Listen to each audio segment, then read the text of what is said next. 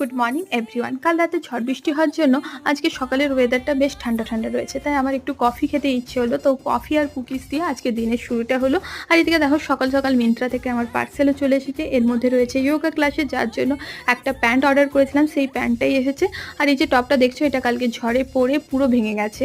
আর কালকে ঝড়ে রুমের মধ্যে না প্রচুর ধুলোবালি ঢুকেছিল, তো রুমটা তো পরিষ্কার করারই ছিল। তো তার আগে আমি মুখের মধ্যে একটা প্যাক লাগিয়ে নিই, তাতে কি হবে, প্যাকটা শুকোতে শুকোতে আমার রুমটাও পরিষ্কার করা হয়ে যাবে। তো প্রথমে আমি ঝাড়ু লাগিয়ে নিই, তারপরে এখন পুরো রুমটা ক্লিন করছি। তো এইভাবে আমার দুটো কাজ একসাথে কমপ্লিট হয়ে গেল। আর বিকেলবেলায় প্রচুর খিদে পেয়েছিল, তো তার জন্য আমি এখানে ফ্রুটস নিয়ে বসেছি খাওয়ার জন্য। আর এই ফ্রুটসকে আরও হেলদি বানানোর জন্য তার সাথে আমি অ্যাড করেছিলাম chia seed, flax seed, sunflower seeds আর ওয়াটারমেলন সিডস।